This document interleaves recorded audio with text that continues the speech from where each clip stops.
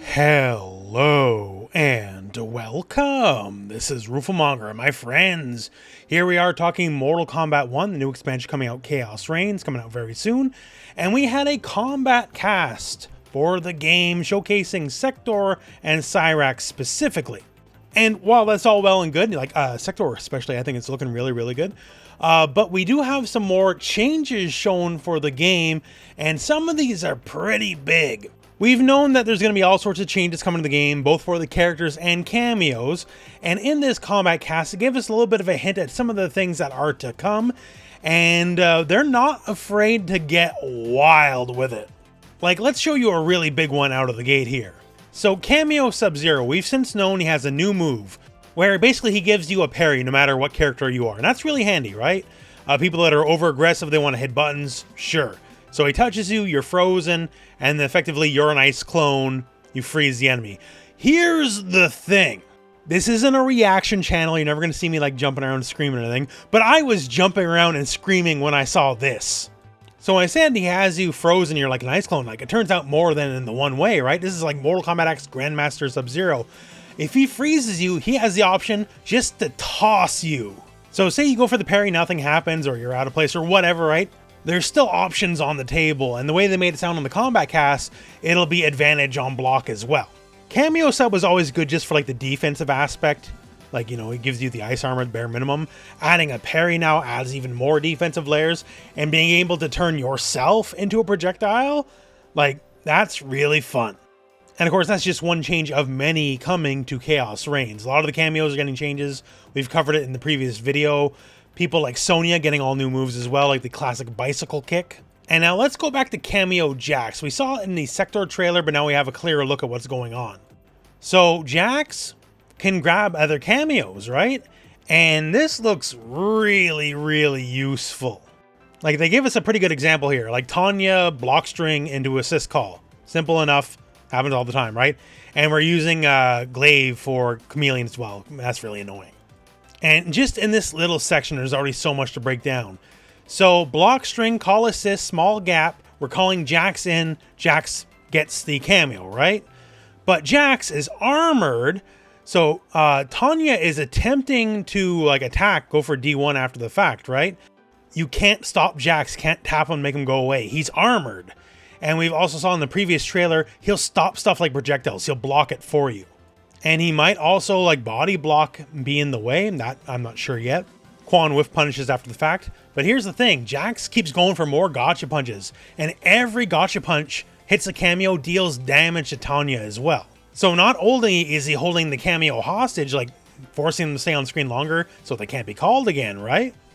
Going for multiple hits, it might actually be a fairly substantial source of damage in and of itself. And this might be a solid counter to many meta teams. There's a couple questions, right? Like, how does he grab Motaro, if at all? How does he interact with Farah? Like, will he rip Farah off the player's back? If so, it's worth its weight in gold just by that alone, right?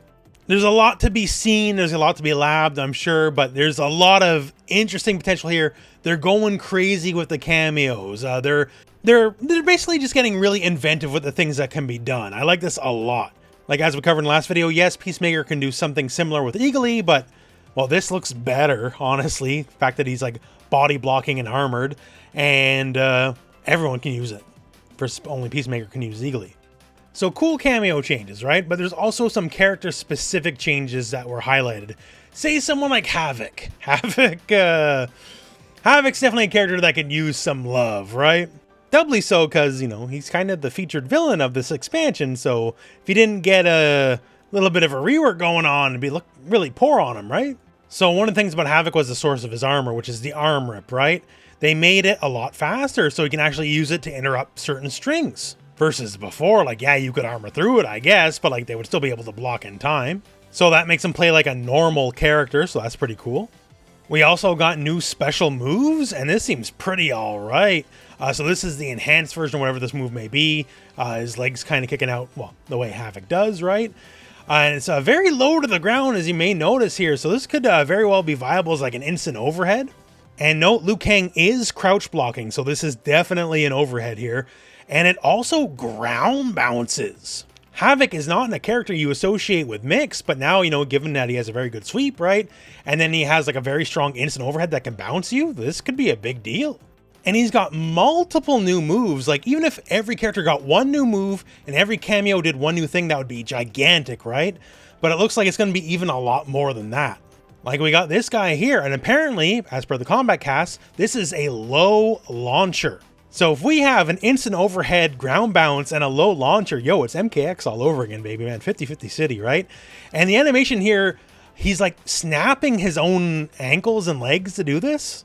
Very on brand for Havik, to say the least. And other stuff as well, like after we get the launcher, we do jump 2-4. Jump 2-4 now floats them very high up, which is very different. Like, it's guaranteed combo after the fact, basically. Like, it's just big, man. Like, this is just a single character and already multiple new moves. We're changing how strings work. And given all the changes we know with the cameos that we do know so far, if this is the baseline, this gives me a lot of hope for Khaos Reigns. This is a lot more than just the Season 2 patch. Because I know that's what a lot of people expect, right? You know, say like Street Fighter 6 Season 2. Street Fighter 6 Season 2 did make a lot of, you know, good balance changes. But they're not exactly adding all new moves and even multiple new moves per character. So Khaos Reigns seems to be going a bit more crazy on that front. So basically, just given what we know, it looks like exciting times are ahead. And of course, hey, Kombat Kast, we had Cyrax and Sektor as well. Now, they didn't go over too much we didn't already know, but there is a few things I would like to highlight. So for Cyrax's basic bomb toss, looks like we got 3 ranges. We have short, we have medium, and we have far. And it's also nice, the animation is a little bit different here. Like far, they'll do an overhand toss, which is kind of cool. For Cyrax's teleport, we do know that when Cyrax teleports, she leaves a bomb behind. However, she can choose to do a faster teleport that doesn't leave a bomb behind. So if you just want like the mobility of the teleport, the speed of it, then you can have speed over the offensive power. Also, the enhanced versions can let you place the bomb in place and then kind of dash forwards or backwards. So that's kind of cool, gives you more utility. Cyrax is meant to be the tricky one after all. EX air grab nets you to the ground, which I think is just really cool. And you can like OTG people while they're on the ground. They added the concept with Movado, and I'm glad they're like sticking to it, just allowing more things for Mortal Kombat to do that it normally doesn't do.